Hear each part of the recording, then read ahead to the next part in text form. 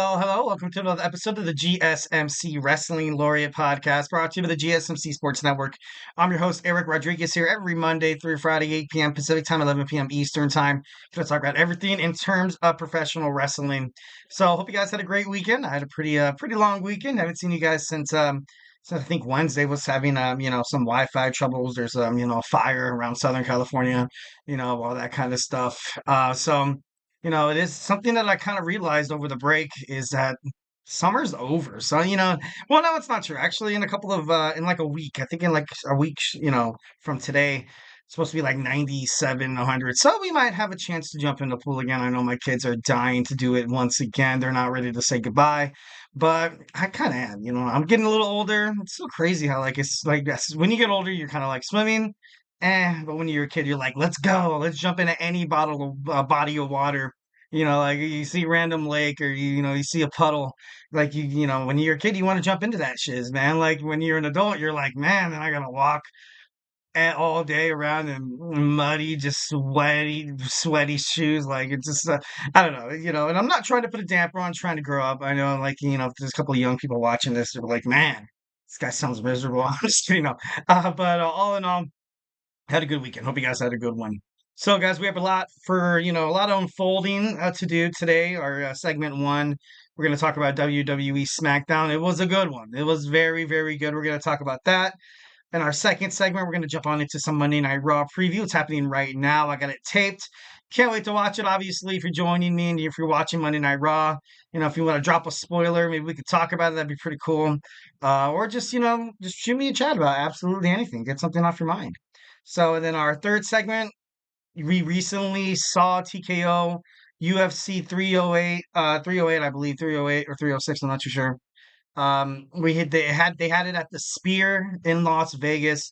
Now there's a lot of speculation saying that WWE will kind of follow in the footsteps of its partner, the Ultimate, Fighting Championship. I think it's a possibility. We're gonna dig on into that. Our fourth segment, we're gonna talk about TNA. TNA had a pay-per-view over the weekend as well, Victory Road. We're gonna recap and talk about that. In our fifth and final segment, we're gonna talk about some Jade Cargill. Jade Cargill recently said in an interview that compared to AEW, the traveling is just off the hook. It's a lot. It's a hell of a lot. So we're gonna dive into that. Dig on into a little deeper. But before we do any of that, I want to remind you to hit up that super chat, guys. Whether if you just got a burning question or a hot take in terms of professional wrestling, or just something you've been dying to share, we are all ears here at the GSMC Sports Network. This show's all about keeping the conversation going, keeping it lively, keeping the party going. So make sure your voice is part of the mix. So don't be shy. Go ahead and drop those chats, those thoughts, those chats inside the chat box. Kind of word that a little weird. And if you really want to make sure your comment or question gets noticed on air, you guys go ahead and use that super chat. It's that $ below that chat box. It guarantees that your message will be featured on the show. Plus, it's a great way to support our channel, support the GSMC Sports Network. Your support and your super chats and your super stickers helps us keep the lights on and bring you even more awesome wrestling content. We are absolutely super grateful for each and every one of you guys who tune in daily. Your support makes all the difference. So let's keep the conversation going. Send in those super chats, those super stickers, because you guys are super awesome. And together we'll make sure the show is bigger, better, and stronger than ever. And if the super chat not your thing, go and hit up the tips and donations link at gsmcpodcast.net. Shoot me your comments, questions, and concerns. Tell me what you like. Tell me what you don't like. Don't forget the Superman punch that like a subscribe button to the show. Follow the show. Follow the network here at the GSMC Sports Network. We do love a lot of peace, love, and positivity 1,010%. But of course, we take criticism here. Feedback is a gift. So don't be shy. Drop me any kind of, absolutely anything. Love to hear what you guys have to say. Love to hear what you guys have to think. And so let's do it. All right, so segment one. Oh man, what an episode of SmackDown. The first episode on the USA Network. Obviously, in the beginning, you saw Triple H open up. Basically, said 25 years ago when SmackDown started. I remember. I think they were on the UPN network, channel 13. If you didn't have cable, no, I think it was on standard television. And oh my God, that's so long ago. That's crazy. Before that, totally skipped over it. The theme song, the WWE Smackdown theme song with Meg Thee Stallion and RM from BTS. I liked it. I thought it was kind of cool. Will it last? I don't think it will. Usually, it never really does. Monday Night Raw was doing it for a little bit. I think it was Enemies. I think it was the song Enemies, and it was pretty cool. I don't mind the theme song. I love the rebranding of the logo. SmackDown looks like gives me like a kind of gives me like a PLE kind of feel to it, you know what I mean? And I know, they're starting to bring more pyro back. And all in all, I thought it was pretty cool. Next we saw Cody Rhodes against Solo Sikoa in an unforgiving steel cage match for the WWE Undisputed Championship. It was clean. This despite what happened after, it was a clean win by Cody Rhodes. Solo Sikoa can't do it. You know what I mean? Like it's right now. It's to the point where I don't want to keep watching Solo Sikoa challenge for the title. You know what? To be honest, I don't think he's going to challenge for the title again. I guarantee you he's not. Uh, you know, and then the bloodline at the end came to attack Cody Rhodes. Roman Reigns he ended up coming in to help, and then him and Jacob Fatu had a stare down, and he was daring him to get inside the cage to fight the big dog against the Samoan werewolf. And then, once when it was all said and done, you had Cody Rhodes and Roman Reigns kind of looking eye to eye. You know what I mean? Like, okay, do we really have to come together to, kind of defeat or kind of break down everything that I created? And it's kind of crazy. I love the storytelling. I love the storylines and stuff like that. So I thought that was pretty cool. Losing has consequences. That's something that Solo Sikoa said to Paul Heyman once when he was trying to deem himself the tribal chief. He lost twice to Cody Rhodes, and obviously losing does have consequences. Maybe there's a lot of speculation saying that The Rock will make his return at Bad Blood and, kind of take over as the new young bloodline kind of leader a little bit. Maybe, joining in the match between the tag team between Cody Rhodes, the Roman Reigns, and also Solo Sikoa and Jacob Fatu. Then The Rock coming out. Initially, people think that he's going to help Roman Reigns, the original tribal chief, because he was Roman Reigns' right hand man. Once when Jey Uso got kicked out of the bloodline. So I think that's a possibility, but that's a huge something to accomplish right there. So I don't know if they're gonna be able to do all that. I hope he returns before Survivor Series. Would love to see a War Games match with the electrifying, the most electrifying man in sports entertainment. Next, we saw Michin. Michin defeat Piper Niven. I thought that was a pretty good match. One of those, let's give some attention to, some of the girls, which, it was great. I love Michin. I think she's doing well. Kevin Owens in a tag match against A-Town Down Under. He first, picked up a teammate. His name was Ricky. Gave Ricky the stunner once when Randy Orton came into the picture. And really the main takeaway from this match, first and foremost, is Kevin Owens' contract still hasn't been renewed or restructured, or he hasn't signed in, basically a contract to stay. What are they going to do with Austin Theory? It's getting to the point where, I just keep, why not just, at this point, I feel bad for him. Grayson Waller, he's a good wrestler, but all in all, like the match was kind of slowed down for him. I noticed once when, Randy Orton hit that power slam on him, he kind of got up a little. So, like, I don't know, he just looked like he wasn't, in shape to be in, to kind of have that electricity that Randy Orton and Kevin Owens kind of brings. Also, Austin Theory, he's very good. He's very, very good. He can definitely be a star. A lot of people believe so. So it's going to be interesting to find out how much longer is this going to take. What this whole Theory, Austin Theory storyline with Grayson Waller, and one of the main questions that pops up is it too late?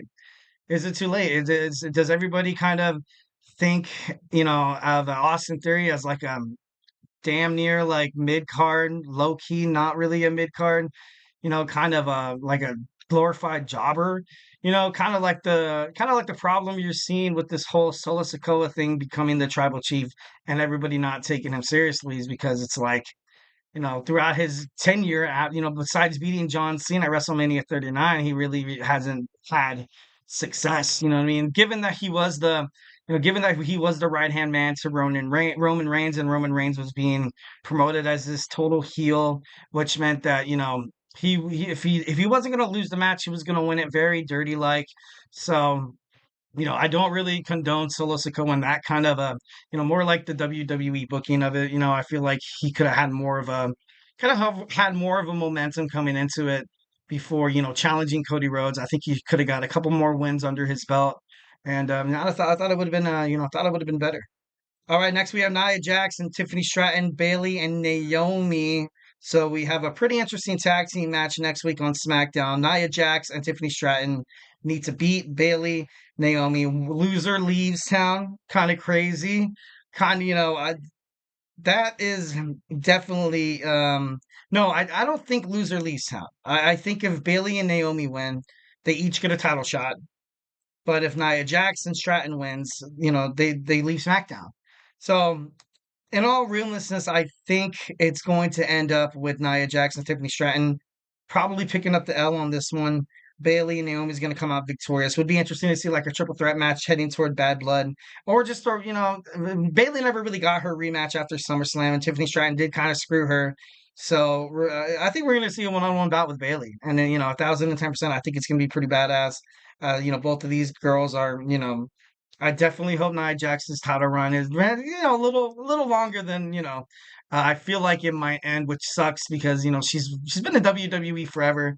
Obviously, she's putting in the work, and it seems like whenever she gets a title, WWE is so quick to kind of rip the band-aid off, kind of tear the strap off of her waist and just, kind of make her into that. Oh, okay, we're gonna make her really, really dominant, kind of like the Big Show, kind of because that's how it is with the bigger, kind of bulkier superstars. I'm not trying to be a jerk.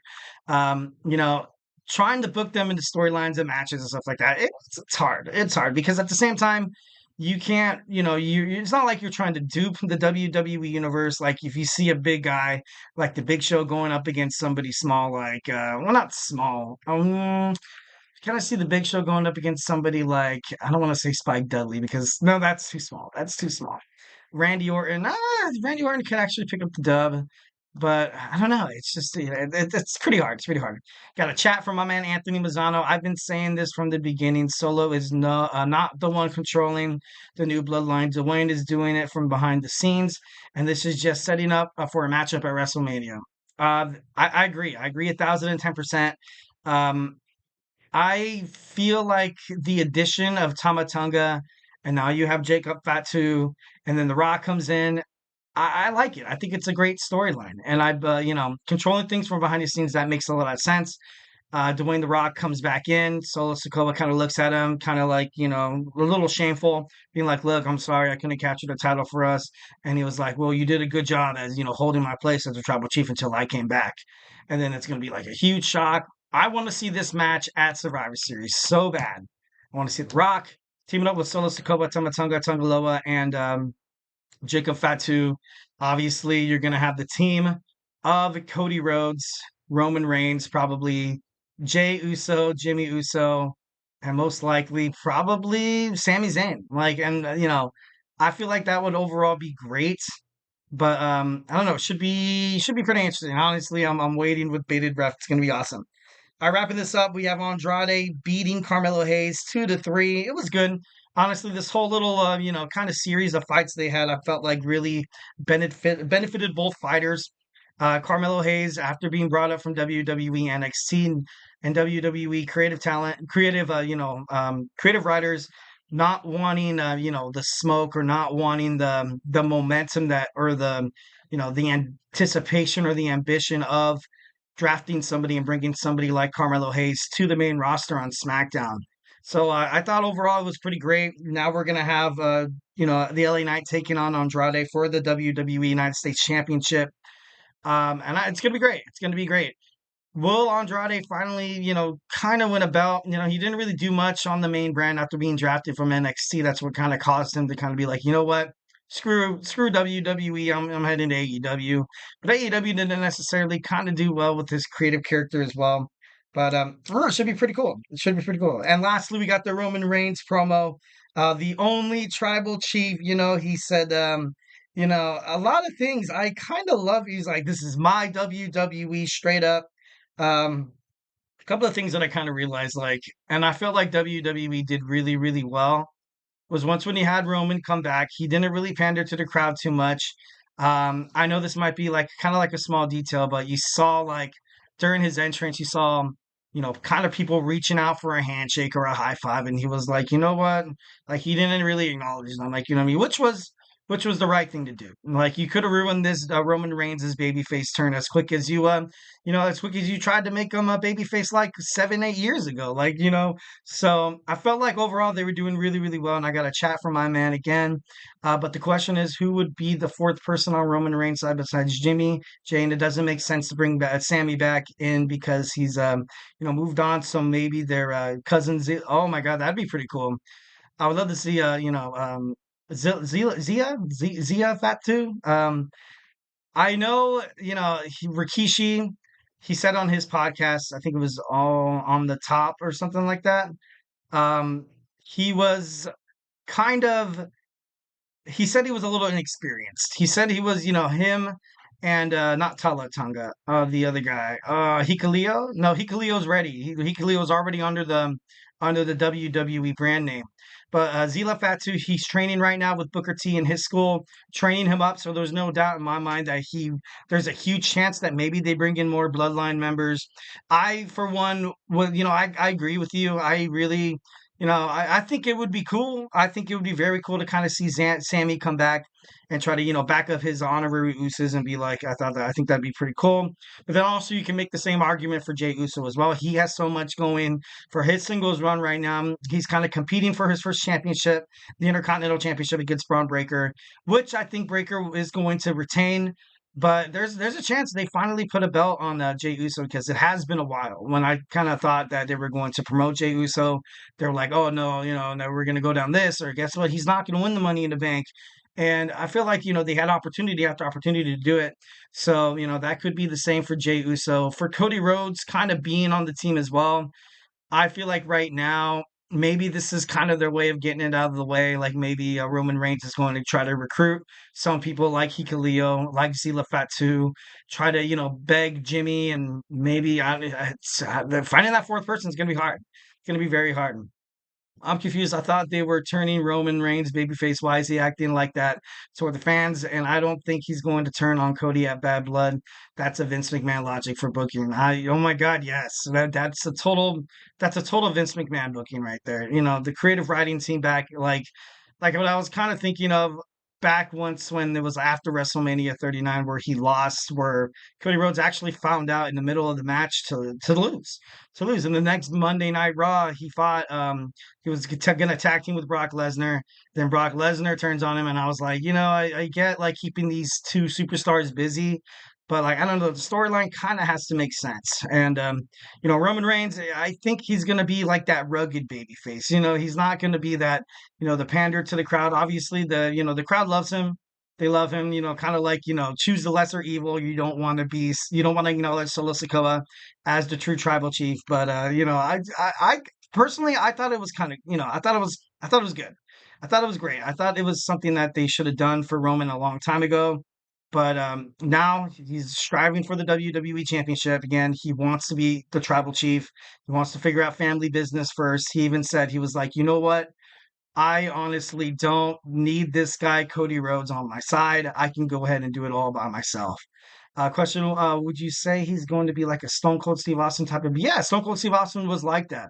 Like, what I mean? He didn't really care. Like of course, there was some interactions with the fans, but he was more like, you know what? I'm going to go out there and do my thing. I'm going to be a badass. I'm going to defy, orders. I'm going to go out there and just be defiant, and people are gonna love me. People are gonna love me for it. I'm not gonna have to like kiss ass or kiss babies' heads and like shake hands and stuff like that.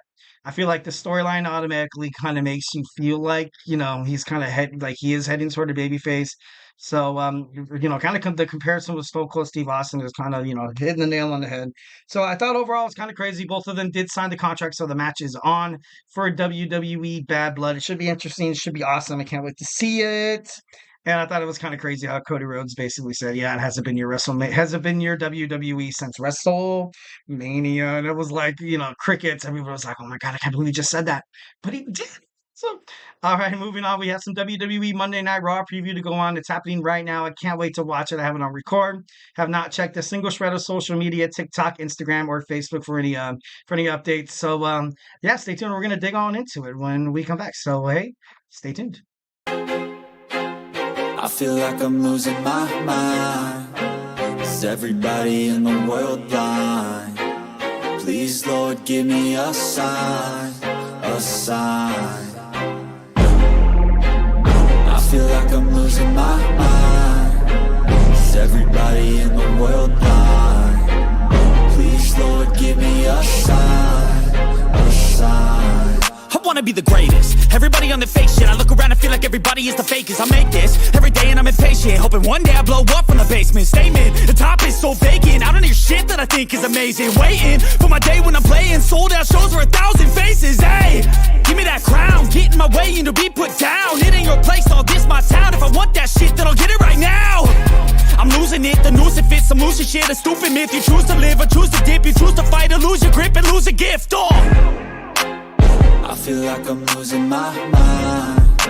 Is everybody in the world blind? Please, Lord, give me a sign, a sign. I feel like I'm losing my mind. Is everybody in the world blind?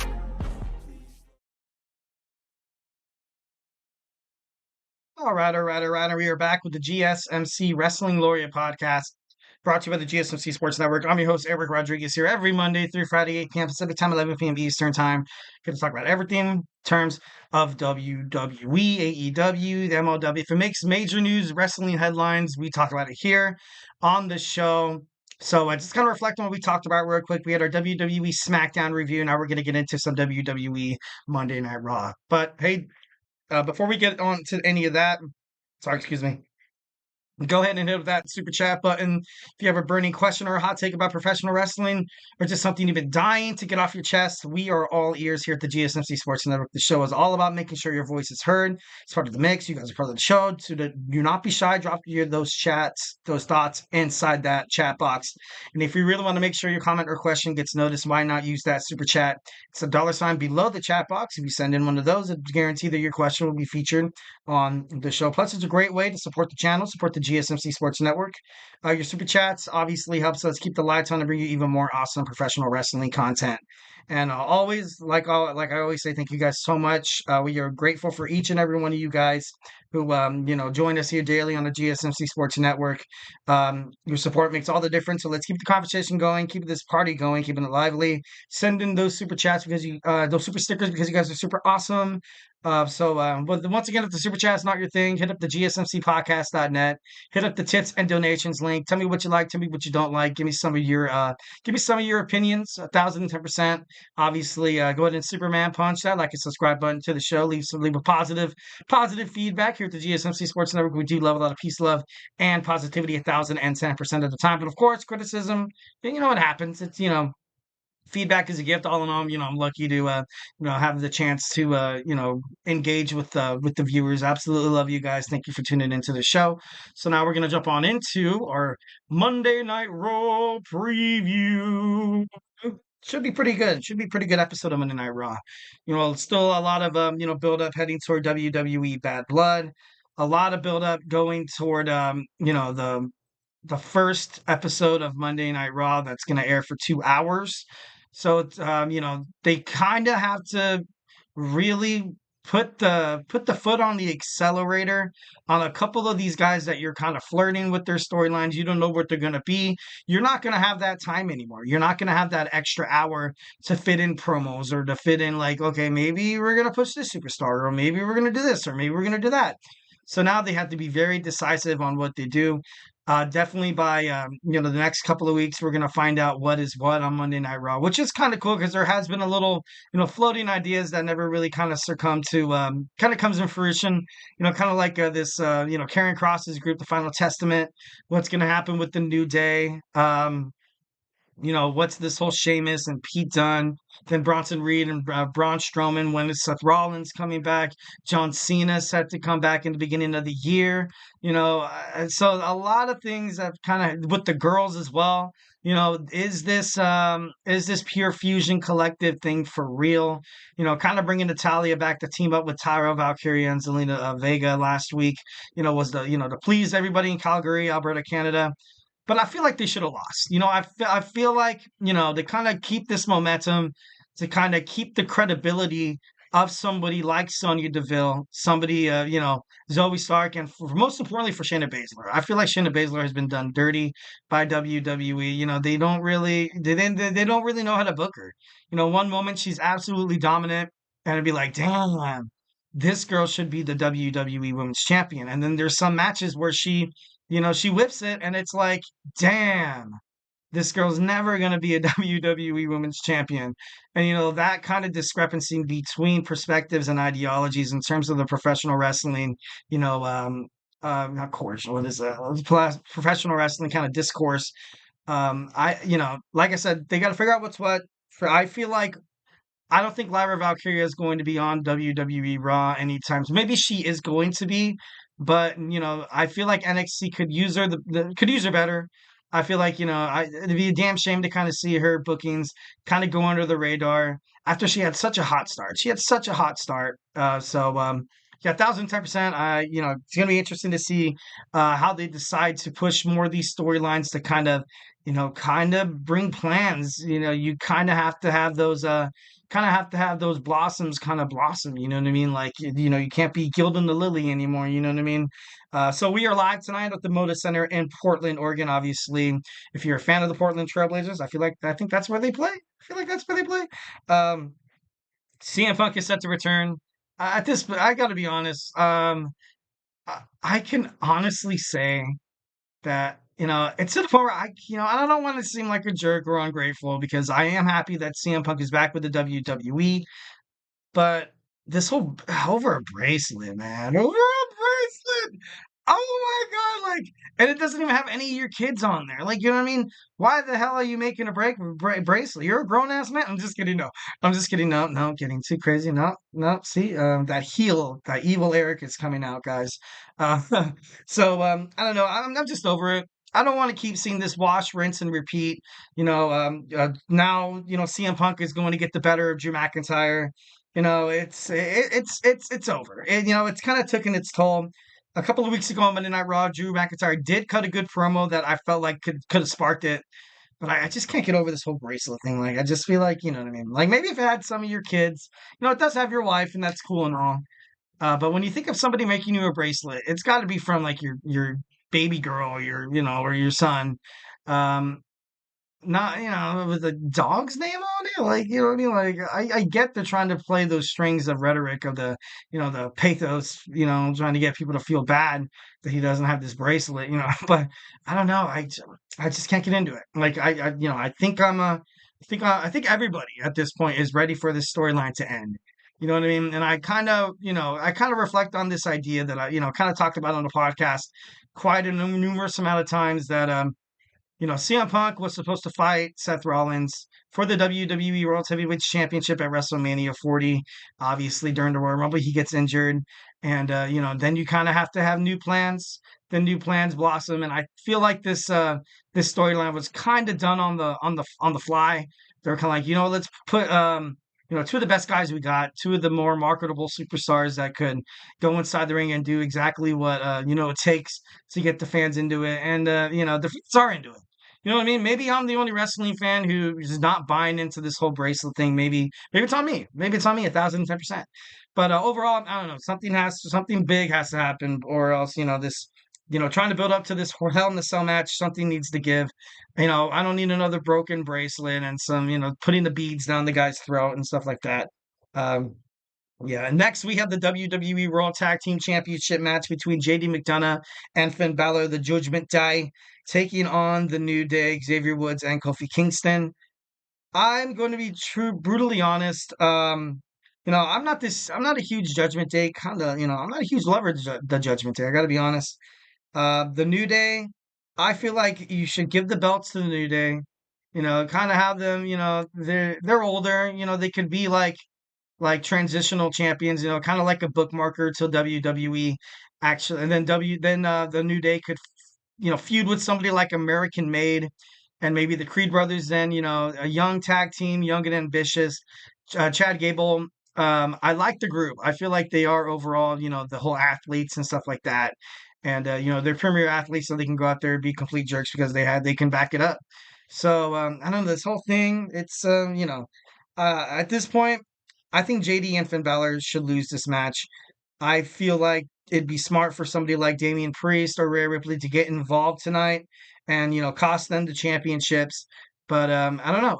JD McDonough and Finn Balor, they don't really defend the titles because they're not really considered a tag team. Finn Balor now is in the position where he has to be the leader of the Judgment Day. He can't be, prancing around the tag team division holding the gold. And, I don't know. I just feel like that would, Finn Balor should definitely get back into the main event kind of category. He's not a sidekick anymore. So, definitely think that's, going to happen. Wrapping this up, Braun Strowman taking on big Bronson Reed. We're going to have a huge, match tonight. Not when I mean huge, I mean, it's two absolute monsters going at it. Should be pretty awesome. Dominic Mysterio set to take on Damian Priest. I kind of feel like this has like first match mentality. I think Damian Priest is going to pick up the victory, and then Damian Priest and Rhea Ripley are going to find a way to screw over Judgment Day. So I think that'd be pretty cool. Natalya taking on Zoe Stark one-on-one. I like the match. I think it's great. I want to see Natalya. Recently she also signed an extension in her contract. So I feel like, WWE, I'm waiting for the secondary mid-card belt for the women's to finally pop up. They need a WWE Women's Intercontinental Champion. They need a WWE Women's United States Champion. And I definitely think it's necessary. It's, it's to the point where, something's got to give. So I, would love that. Next, we have Pete Dunne taking on Sheamus. Pete Dunne has been going through hell the past couple of weeks, fighting on both brands. NXT got done with the last man standing match. Before that last man standing match, he had that fatal 4-way match for the number one contendership to challenge Braun Breaker for the WWE Intercontinental Championship. He's a working man. He's, they're getting him out, man. That's I'm kind of rooting for Pete Dunne just because he's a worker. You know what I mean? He has that grind. He has that dog in him. To watch for tonight, the White Six, finding new victims. I don't know who's it going to be. I just hope it makes sense. There was kind of this idea flirting around that on WWE Smackdown you saw like signs of the White Six. Once when Nick Aldis was talking, and once when you saw Jade Cargill talking as well. So maybe they could be targeting their next, person on SmackDown that could possibly be it as well. I feel like since both shows are on the USA Network, they're going to try to find a way to kind of, collaborate. I think they're going to kind of let down their walls right now between this whole brand situation, because Survivor Series used to be the WWE champion takes on the World Heavyweight Champion. The tag team champions on Raw take on the tag team champions on SmackDown. They haven't done that anymore. Now it's all about the War Games, and they put the top 5 like superstars on each brand, to team up again together to fight for I don't even think it's Team Raw or SmackDown anymore. So I don't know, 1,010% should be pretty interesting to find out what happens next. We're gonna have a Braun Breaker and probably a Jey Uso promo. That should be pretty interesting. Sami Zayn, an underdog promo as well. We're gonna see more build up between Liv Morgan and Rhea Ripley. So definitely can't wait to watch Monday Night Raw. It's gonna be a good one. Definitely can't miss. So All right, guys. Next, we're going to talk about WWE is going to have a show at the Las Vegas Sphere. We talked about it. UFC recently had their Noche UFC event at the Sphere in Las Vegas, and it was extremely successful. And WWE it seems like the UFC right now are kind of trailblazers throughout this partnership with TKO Holding. Kind of leaving, WWE some good things that you could totally do. We're going to get into it when we come back. So, hey, do not go anywhere. Looking for your daily fix of sports talk without having to pay for it? GSMC Sports Network is available on YouTube. Just search GSMC Sports Network. Get your fix of daily sports talk shows on YouTube. Absolutely free. NFL, college football, NBA, MLB, MMA, UFC, fantasy football, and so much more. GSMC Sports Network has shows running all day long, with new sports shows starting every 2 hours. Just like on your favorite cable sports channel, except GSMC Sports Network is absolutely free. Just search GSMC Sports Network on YouTube to catch one of your new favorite shows, like the GSMC College Football Podcast, Chip Shot Football Podcast, Hoops and Heels Women's Sports Podcast, GSMC Basketball Podcast, and so many more. Check it out for yourself. GSMC Sports Network, now available on YouTube absolutely free. Search GSMC Sports Network on YouTube right now.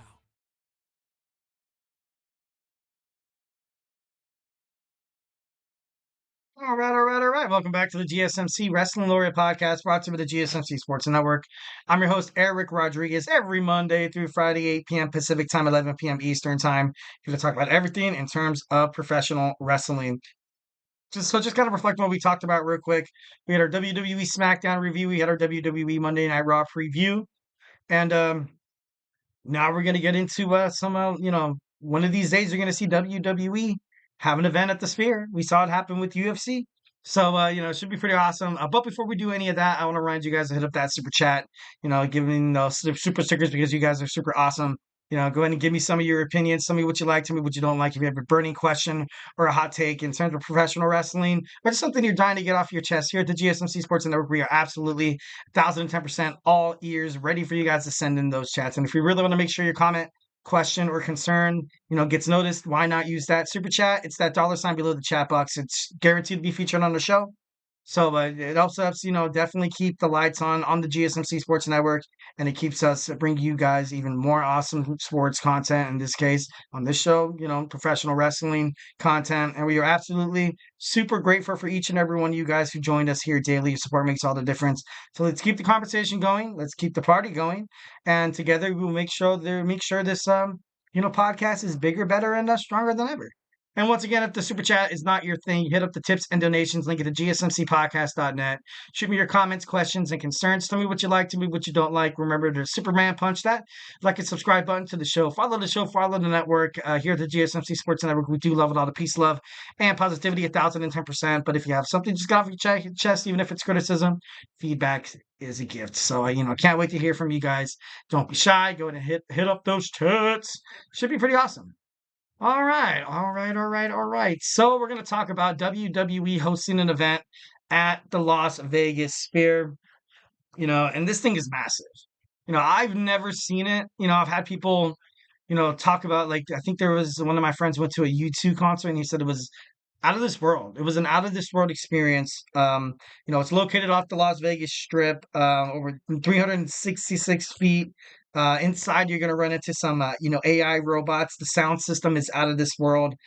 It was $2.3 billion to build this massive structure, 168,000 square feet, puck-size LED lights, 167,000 speakers, 17,000 seats, and also 10,000 powered by haptics. So recently on Saturday, UFC 306 was held at the Sphere. It was headlined by a bantamweight title match, between Sugar Sean O'Malley and I don't want to even try to. It was Merab Dvalishvili. I'm not even gonna try. Anyways, yeah, it was headlined by obviously this bantamweight championship match. And it was the first ever sporting event that was held at the Sphere. Obviously, there's going to be more and more. This is an absolutely impressive, impressive structure.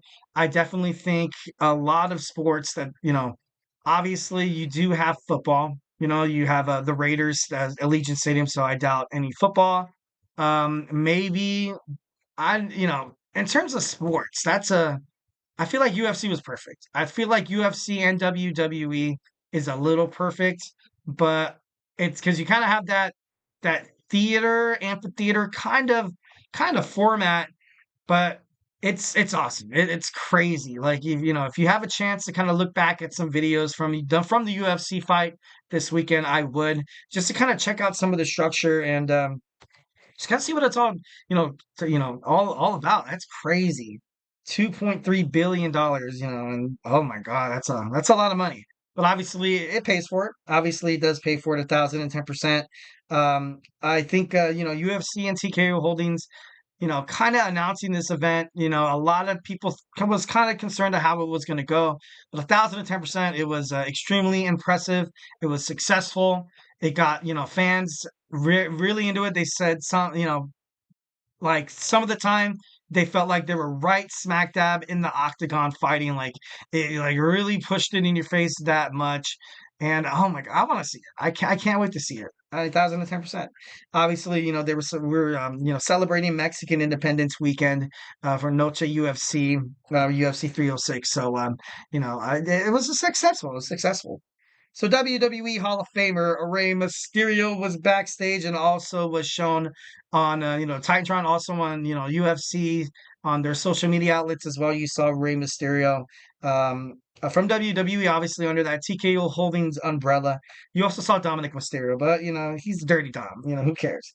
WWE Hall of Famer Rey Mysterio was backstage and he presented a luchador mask with the Noche UFC logo, and he gave it to the UFC CEO Dana White, which was actually which was kind of cool. Kind of a sign of respect. You know what I mean? Like UFC has a lot of Latin American fighters, a lot of people from the Mexican culture that respect Rey Mysterio, and he's a huge icon in Mexican cultures. Like when you think of like lucha libre, obviously you think of Rey Mysterio. His presence at the event was kind of like the cherry on top of an already impressive held event at a breathtaking venue, all celebrating Mexican independence, weekend. So I definitely love that. It's pretty cool. Other celebrities at the event was like Chris Brown, the current WBA light middleweight champion Terrence Crawford, Nuggets guard Jamal Murray, and comedian Andrew Schultz. This is, I feel like obviously this is a huge success. This was a huge success, and I feel like this is just the tip point of sports entertainment in Las Vegas. It's just a match made in heaven. Like you have the Las Vegas Golden Knights in hockey. They've been super successful. They recently won the Stanley Cup a year before, and you also have the Las Vegas Aces, who are back-to-back champions. They were supposed to get the Oakland Athletics, but now they don't want the Oakland Athletics. But now they do, but now they don't. So I don't know how that's going to go down. An NBA team, I feel like, is right in the back pocket of Las Vegas. I feel like it's closer than a baseball team. I got to be honest. I feel like you can definitely sell out the MGM Grand, have that be the home of an NBA franchise. Kind of going through some names. I wouldn't know I wouldn't know the slot machines. I'm just kidding. No, that'd be pretty crazy. The Blackjacks. No, that sounds kind of. I don't know. If you have a good NBA basketball team name for Las Vegas, go ahead and hit it up in the chat so we can have a nice little laugh or a chat about it. Definitely, it's sort of a beautiful relationship. Obviously, WWE wants in. Will WWE kind of follow UFC's footsteps? And, I was thinking like a lot of people say this isn't going to be a good venue for big PLEs such as WrestleMania, such as SummerSlam, but something like Survivor Series, maybe. Obviously, they said the entrance videos or the UFC fighter entrances was like out of this world because it was obviously it's the freaking Spear. It's crazy. So my best guess would probably be the Monday Night Raw or the WWE Smackdown before WrestleMania. Obviously it has to be something big. Something really, really big because it was expensive. It was very, very expensive to hold this, to kind of hold this here. TKO Holdings are doing wonders for WWE. It was told that although Dana White did pay a crap ton of money on behalf of the UFC, they acquired around $23 million. So I'm pretty sure that kind of destroys any cash discrepancies there. So I thought definitely think that's the WWE's future. I honestly think 1,010%.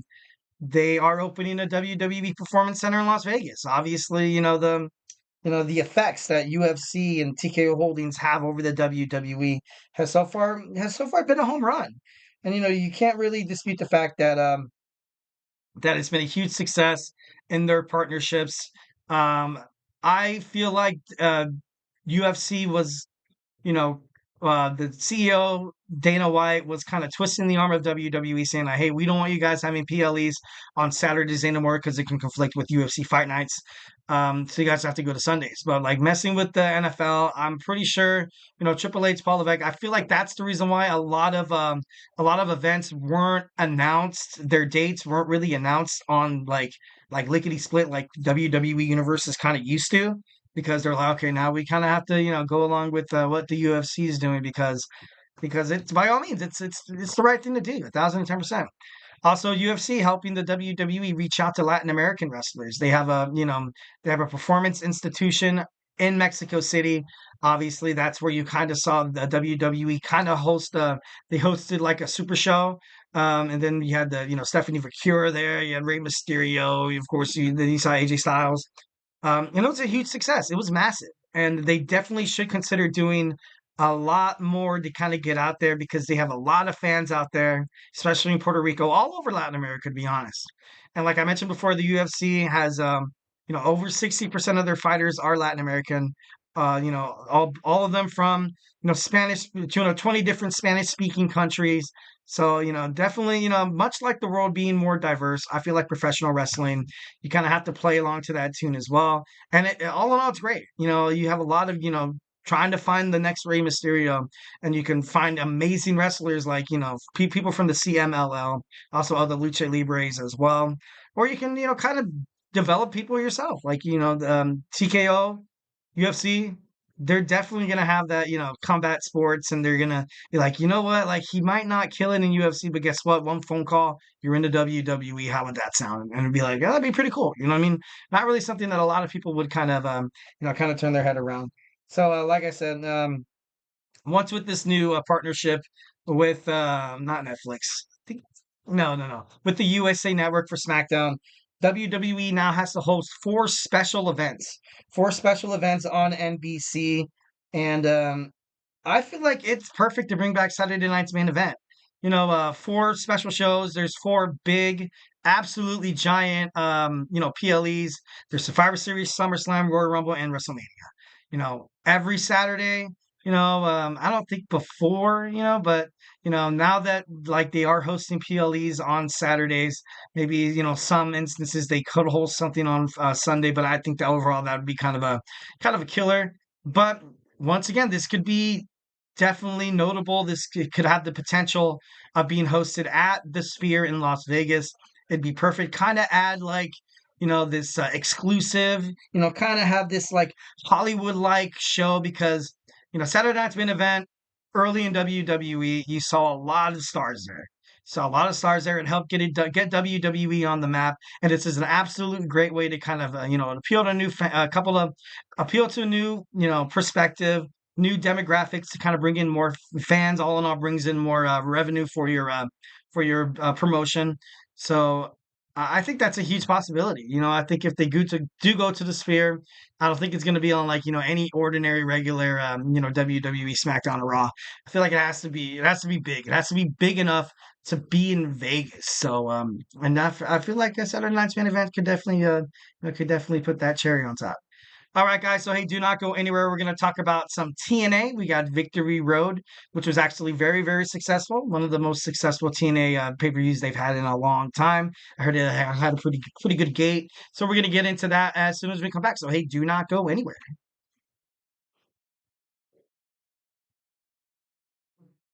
For the best and latest podcasts available anywhere, go to the podcast app on your cell phone and type in GSMC. To access free content-rich podcasts on health and wellness, book reviews, sports, entertainment, relationships, social media, movies, technology, finance, and even weird news. Subscribe and download the GSMC Podcast Network's family of shows, available everywhere podcasts are found.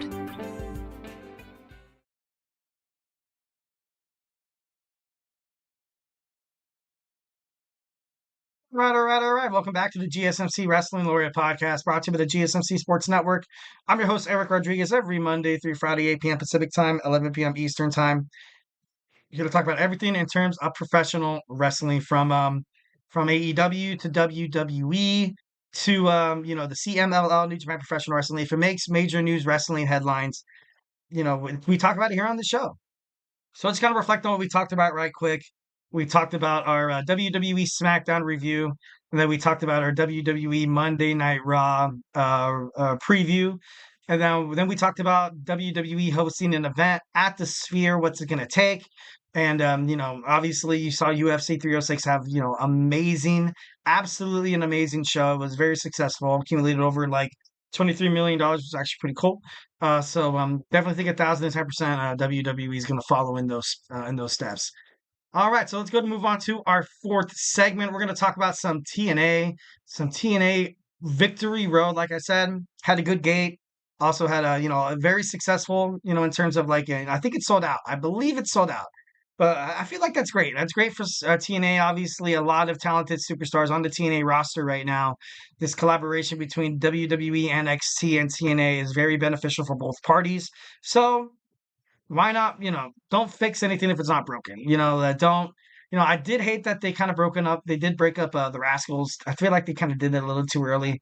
But now you kind of have this street fight happening with Zachary Wentz and Wes Lee on the first episode when they aired on the CW. So I feel like that's going to be pretty cool. All right, so the pre-show TNA Victory Road, we saw Kushida defeat Leon Slater. The team of Jake Something and Hammerstone defeated Eric Young and Steve Macklin. It's kind of crazy how Eric Young I feel like he's been taking a lot of L's. I feel like he's been taking a crap ton of L's lately. Hammerstone, you saw on NXT last Tuesday, and I thought that was pretty cool. When he came out, I was like, dude, no way. This is, it's always cool to kind of see when TNA superstar makes it over to WWE. I definitely love that 1,010%. Then we saw the Hardys defeat in the first match. We saw them defeat First Class, AJ Francis, and NC Navarro. They love the Hardys. Just flat out, that's all you could really say. And I know a lot of people would want to see the Hardys come back to the WWE. I feel like they're perfect right where they're at right now. They have a lot of great bookings in TNA. They get, good matchups. There's a lot of talented superstars they can bounce, a lot of, high flying material off of. And there was a couple of times where I did watch, some of the moves and I was looking at, sometimes it seemed like AJ Francis didn't have to play hero ball, but he kind of, had to make it look a little bit more fresh than the way it was executed by Matt and or Jeff Hardy. But the fans love them. And the moment they come out, it's the best thing to do is to always have these guys open up every TNA pay-per-view because I feel like that's necessary. And you got to put the butts in the seats. Matt and Jeff Hardy, obviously all the fans of the Attitude Era. They know what I'm feeling. I love the Hardy Boys. Don't get me wrong. Obviously growing up, I had the Dudley Boys. I had the Hardy Boys and the Edge and Christian. They were kind of like these Renaissance figures who put tag team wrestling back on the map. Because before then, there was some good tag teams. Obviously, more to the later 80s, early 90s. When you had the Road Warriors there as well. I thought that was pretty badass. You had a little bit of the Four Horsemen in the NWA. But overall, I feel like they should be on TNA. I don't want to see them come back to NXT. I don't because I don't know. I feel like right now WWE NXT is doing such a great job, promoting young talent. I definitely think they're on the next level. They're on the next level. So I definitely like that. I feel like both companies are kind of on that same leverage right there. Next, we have Speedball Mike Bailey defeat Zachary Wentz to once again become the X Division champion. Poor Zachary Wentz. That was a bad beat. But I did like that Speedball Mike Bailey. I hated that he lost it. But then I kind of started watching Zachary Wentz on NXT on the USA Network, and I was like, dude, this guy's badass. This guy's so cool. And then he drops the belt, and I was like, oh god, I don't want to be that, the bad luck charm. No, I'm just kidding. They're more or likely kind of just, I feel like TNA put the strap on Mike Bailey because you're going to have the street fight between him and Wesley, and not, really having any title obligations in front of it is kind of necessary, and I think it makes for a better storytelling. Kind of like what you saw in AEW, where you saw Swerve Strickland lose the title to Bryan Danielson, so he can have kind of like not a title lingering over this feud that could be so great with the Hangman Adam Page. So, I definitely think that's, was the mentality of TNA Creative. But next we had a promotion by Steph D. Lander, taking some time away from TNA. She says it's not goodbye, it's see you later. And then, the crowd was kind of, was a little rough. They were a little rough. They were kind of giving her the what chant. I feel like they kind of see through Stephanie Lander. I think she's going to get neck surgery, I think it is. Don't quote me on that. But no, she's going to have some kind of a, medical procedure being done. Then you saw Matt Cardona take out Rhino, but then you saw as Stephanie Lander was walking up the ramp, kind of take a look back at what, kind of like at Matt Cardona being like, I'm not your property, but I am your property, but, I have to live with it or something like that. And then that's when he, kind of turned on Rhino and he attacked him, obviously kicking the middle rope, low blowing Rhino. So I thought that was kind of messed up. But Matt Cardona was out shouting to everybody that he's on his own now. Stephanie Lander's going to be taking time off. It would be interesting to kind of have maybe like a Chelsea Green play to it. I think that'd be pretty cool. Like right now she's on NXT. You have this collaboration between TNA and NXT. Like, what if all of a sudden, Chelsea Green helps Matt Cardona defeat PCO for the Digital Media Championship? I feel like that would be huge. It'd be good for Matt. It'd be good for Chelsea, who Chelsea's great. Chelsea's great. Every single time she's in a promo, every single time she hops into the ring, I know, she put a decent fight against Julia, and I kind of compared her to like a glorified jobber. Finding a spot in TNA, I feel like that'd be remarkable for her. I feel like that'd be great. I, definitely think she has what it takes to still be still be one of the main wrestlers in the women's division. I feel like she's very athletic and she's very like in your face. She, ridicules you and she gets under your skin. That's something that a lot of wrestlers love. You know what I mean? Like I kind of compare her to like a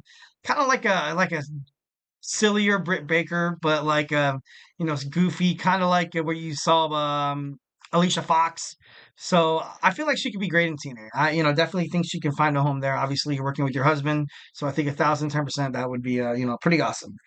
Next, we got Masha Slamovich teaming up with Tasha Steelz against Spitfire for the TNA Knockouts World Tag Team Championship. Alicia Edwards was not medically cleared to compete tonight or on Saturday night. Then you saw, of course, Tasha Steelz, who is hands down probably one of the better of the four other girls. But it was to no avail. Spitfire was kind of with their backs against the wall, was told that they didn't win or regain the TNA Knockouts World Women's Tag Team Championships, they would have had to split up if they weren't victorious. After the match, after Spitfire picked up the win, which I'm so happy with. I love Luna. I love Jody Threat. I feel like they're taking the main spot of the TNA Knockouts World Women's Tag Team Championships is going to be awesome. I definitely feel like that 1,010%. Would be kind of crazy to see the team of Alicia Edwards and Tasha Steelz kind of form, maybe come on NXT and kind of challenge Bianca Belair and Jade Cargill. Because at this point, I can't really think, well, of course there's Damage Control. Of course there's a Pure Fusion Collective.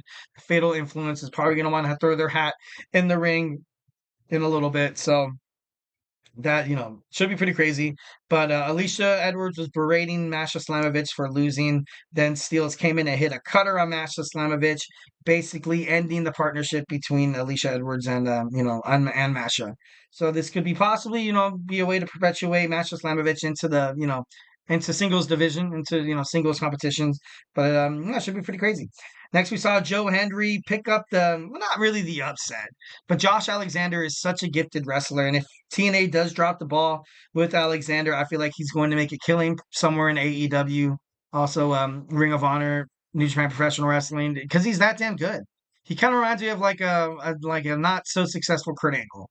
You know what I mean? And that's not a rip on Alexander. I feel like he's great. And I feel like he should be getting more title opportunities. Like, like reports say that he was supposed to win, but mid-match in Slammiversary for the 6-way elimination match, he was told, oh, you're going to win. But then mid-match, you're like, oh, no, we're going to give the belt to Netman. It's not a good situation. It's not a good situation. So I feel like TNA should do right by Josh Alexander, keep him on. But obviously, Joe Hendry won. He prevailed. And we all should believe in Joe. Next, we saw ABC lose their TNA World Tag Team titles to the System. I didn't really like it. Brian Myers and Eddie Edwards, nothing against them. But I feel like we wanted to see something different. I know I did. I wanted to see kind of like a different way because, although they do kind of, dig into their bag of tricks and sometimes they could be aerial assassins, it's more like ground and pound, stay on the ground kind of matchups. Nothing really like fast paced or something like, I don't know. It's a lot of overpowering your opponent. It's a lot of, kind of putting a lot of stress on the ligaments that they have when they do a submission. And I don't know. I think I liked ABC. I thought they were great. You know what I mean? Like I thought they would have been, great tag team champions if they would have held on to the belt. So now the system have the titles. They have the tag team titles. Obviously, Alicia Edwards lost hers, so now it's only Brian Myers and Eddie Edwards who have gold. Uh, Jordan Grace defeated Wendy Chu for the knockouts for the TNA Knockouts World Championship. She retained. After the match, you saw Chu and Rosemary attack Jordan Grace, kind of hinting at Bound for Glory, you're going to have a match between Jordan Grace and Rosemary for that championship. And lastly, we saw Nick Nemeth defeat Moose for the TNA World Heavyweight Championship. But of course, you saw part of the system, Eddie Edwards and Brian Myers, stick their nose in Dolph Ziggler's in Nick Nemeth's business. JBL came out, took him out, hit him with the clothesline from hell. I love JBL and his booking right now. I think he's like a wrestling god. People respect him every single time because the fans are going nuts. They're going JBL, JBL. So I feel like right now, I feel like it's good. It's good for the WWE legend. Obviously, when you see JBL on the TV screen, it's like, oh, it's JBL. Like, this. All right, rapidly finishing this up, hitting into my fifth and final segment. Had my boy Emran with his GSMC Soccer Podcast in 27 minutes. So if you're a soccer fan, stay tuned. Or if you want to learn more about soccer, if you're kind of warming up to the idea of becoming a soccer fan one of these days, make sure you tune into his podcast at 9:30. But as of right now, we're going to talk about our fifth and final segment. Jade Cargill, inside of in an interview, said that kind of that she didn't like how WWE handled travels when she compared AEW and WWE. She was kind of not crapping on WWE, so to speak, but kind of like, what? We never had to do this in AEW. Kind of a couple of red flags for wrestling fans, so we're going to get into it when we come back. So, hey, do not go anywhere.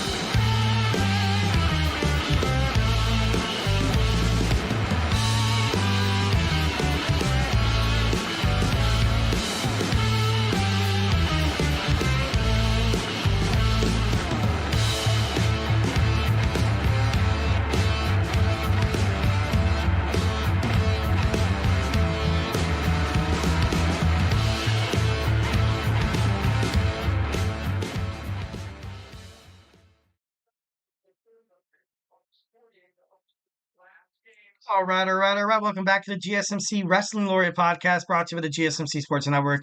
I'm your host, Eric Rodriguez, here every Monday through Friday, 8 p.m. Pacific Time, 11 p.m. Eastern Time on the GSMC Sports Network. Here to talk about everything in terms of professional wrestling, from all the action, backstage drama, behind the curtain. We also talk about superstar, inactivity, also injury statuses, contract negotiations. If it makes major news wrestling headlines, we talk about it here on the show. So yeah, make sure you tune in. All right, just kind of reflect on what we talked about right quick. We had our WWE Smackdown review. We had our WWE Monday Night Raw preview. And then we talked about WWE hosting an event at the Sphere in Las Vegas. So make sure you check that out. We also recapped TNA Victory Road. So now we're going to talk about our fifth and final segment. Jade Cargill, one half of the Women's World Tag Team Champions. She had a pretty hot take in terms of, the demand for travel inside the WWE. So, yeah, let's go ahead and dig on into it. Oh, Jade. Oh, Jade. I'm just kidding. No, I honestly didn't think that she really said anything to kind of anger fans too much. But obviously everybody, in the media likes to just dissect absolutely everything. So in my opinion, I feel like what she really said didn't really kind of have fighting words to it, but I don't know, it's kind of crazy. So in an interview, Jade Cargill compared AEW, and WWE Travel Center was, and I quote, very brutal. With Bianca Belair as the tag team champion, I always kind of thought that these girls were better separately, kind of fighting on their own. But being brutally honest, I kind of see why, Jade wouldn't want to kind of break up this tag team. Why? They were probably approached by WWE Creative, and both of them probably looked at each other, Belair and Cargill probably looked at each other like, you know what, we do travel a lot. It's kind of nice to have like a supportive system, and I feel like Bianca Belair kind of holding Jade Cargill under her wing is probably the best place to be for Jade right now.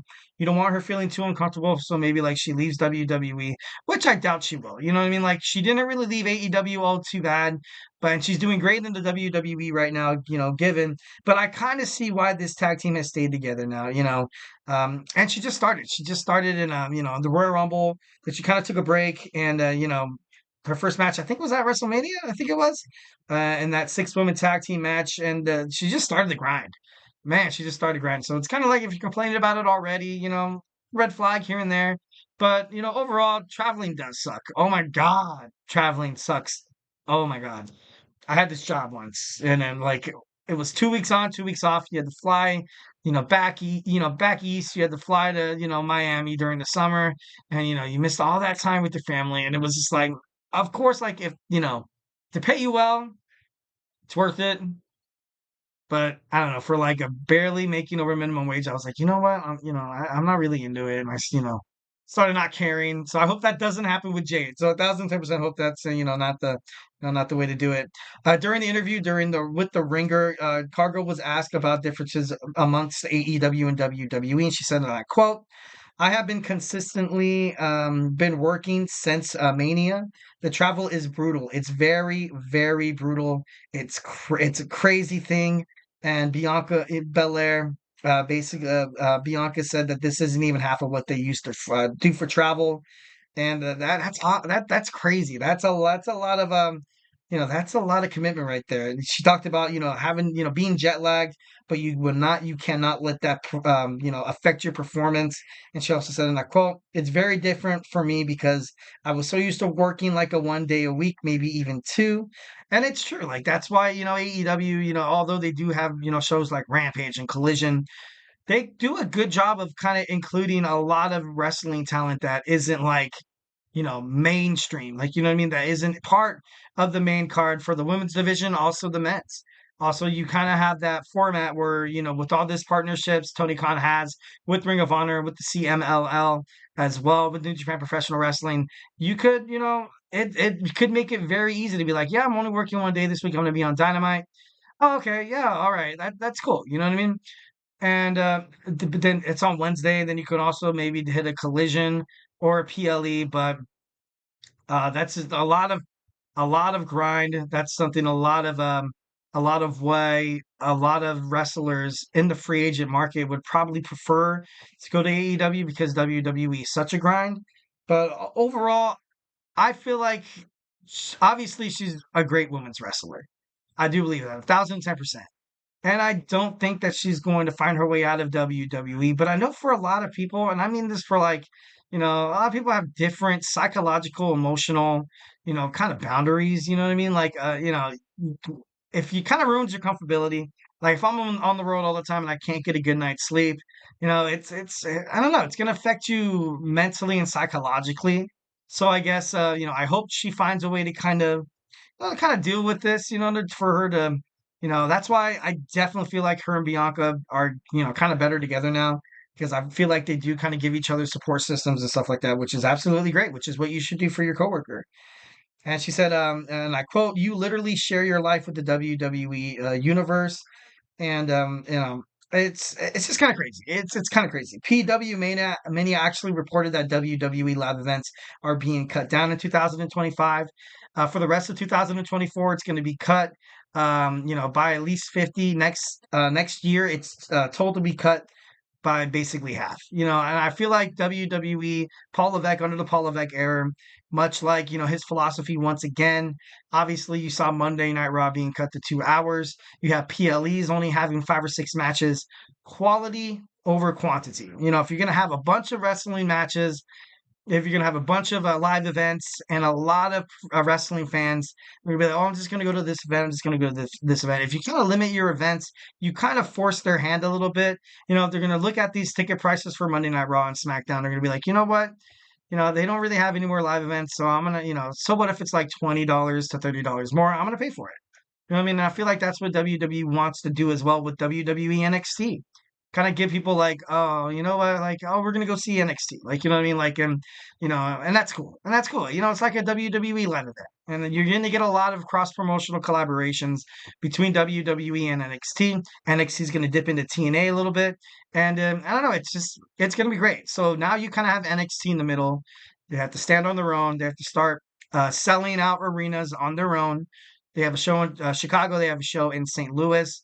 And they need to sell tickets for that. So if you borrow a couple of WWE superstars, that's cool. If you borrow a couple of TNA superstars right here and they kind of dip into the pot just to kind of help out this kind of growing brand that NXT is going to start to become, because obviously they're not going to be at the Performance Center anymore. No, I feel like they are going to still be at the Performance Center. I mean, that's a huge reason why I feel like WWE did open a Performance Center. They're going to open a Performance Center in Las Vegas because, you have a lot of travelers, a lot of tourists that you could possibly, you could really reach out to some new audiences, some potential fans. So, definitely once again, giving credit to TKO Holdings for helping out with that. So, yeah, I think that's, kind of cool. But I love this. I love this for the wrestlers. I feel like, this is definitely different from Vince McMahon. Vince McMahon was reported to get upset when people wanted off to go spend time with family during the holidays and stuff like that. This is a great way for wrestlers to actually do one of, a lot of things. A couple of things that I can think of right now is to avoid injury. Avoid injury. There was a time where the injury roster was better than the active roster. And I remember talking to my CEO about this as well. Like you had CM Punk, you had Drew McIntyre, you also have Charlotte Flair. Becky Lynch is out and she's not really injured, but it was kind of crazy. It was kind of crazy, and definitely did kind of spark a lot of different interest in a lot of superstars. I feel like on Monday Night Raw, so I think overall it was kind of cool to kind of see someone like Damian Priest be the WWE World Heavyweight Champion. I definitely like that. A transitional champion, I kind of knew he was, but he did hold the belt for quite some time, so you can't be too upset about that. Also, they're gonna spend some more time. They're gonna spend more time nurturing relationships at home, and and a lot of people need that. You know what I mean? Like it's like the grind of being on the road. The grind of being on the road, working all the time. You don't spend too much at home. You want to spend time with your wife. You want to spend time with your kids, and it just so all these little things make you happy. It keeps you sane. It keeps you keeps you on the right, kind of on the right side of heaven. You know what I mean? I'm just kidding. No, but no, just doing right, You know what I mean? Also, I think it's going to make WWE, more exclusive. It's going to get people to go to more shows, like I was saying about the whole NXT kind of thing. So I don't think it's as crazy as a lot of people would be like, oh, Jade Cargill, she can't handle the grind, then she should leave WWE, yada yada yada. I don't think it's that at all. I know, AEW star Will Ospreay signed with AEW, and he basically cut a promo saying that I can't deal with the grind. Well, the only reason why you're in your position is because you were, messing with the boss's daughter, and it kind of sparked it was interesting. It was very interesting. But if you're dogging on my man Triple H, Paul Levesque, I'm gonna have to get you, man. I'm just kidding. But overall, I love you. Got to respect her honesty. You got to respect her honesty, and it's not like it's crap talking. Sometimes when things are actually true, you'll be like, yeah, dude, yeah, this travel is pretty damn brutal, like 1,010%, and I'm pretty sure Triple H knows that. But he did it his whole career, you know what I mean? And I believe it's always wrong to kind of assume other people can do the things that you do. But all you could really do is be there for each other as a family. Mostly all the WWE, it is, and it has a high morale in the locker room ever since Triple H, Paul Levesque took over as CEO. Obviously, no more Vince McMahon guys back there. I think him and Nick Khan are doing a great job keeping the professional wrestlers, satisfied. So, yeah, 1,010%. Definitely, Definitely understand Jade Cargill's frustration. I'd be frustrated too, you know what I mean? But she didn't really say frustration like. She's like, you know what? It's kind of like out in the open, sad but true. You know, you mention it, but you don't really mean anything bad by it. So overall, I feel like, you know, those who are, you know, assuming Jade of not wanting to be in WWE because she can't handle it is, you know, a little over the top. Just a little bit. I'm just kidding though. All right, guys. Well, that's it for me. Hopefully you guys had a fun time. Thank you so much for tuning in to the GSMC Wrestling Laureate Podcast, brought to you by the GSMC Sports Network. Remember to Superman punch that like and subscribe button to the show. Follow the show, follow the network. Also follow us on Twitter/X, Instagram, Facebook, TikTok for more content and updates. And like I always say, if I haven't made you a wrestling fan by now, we got a whole other awesome sports with all these passionate podcasters. Those are awesome as hell, man. So make sure you check those out. We got the GSMC Basketball Podcast with my boy Nelson. We got Fantasy Sports with my man Chris Shepard on the GSMC Fantasy Sports Podcast. Find out your stardoms, find out your sit-ems, find out who to drop right now after week 2. So many injuries. Oh my God, it's crazy. I got to adjust my lineup. But although I would do that anyways.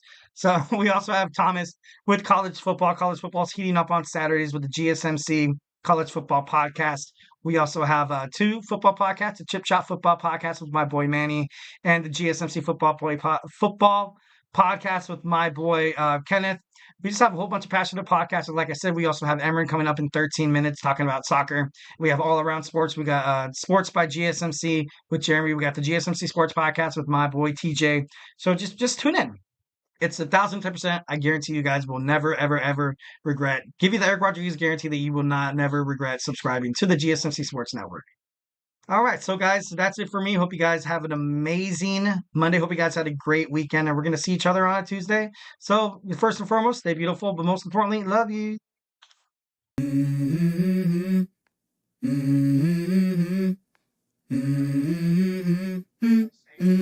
Let's go.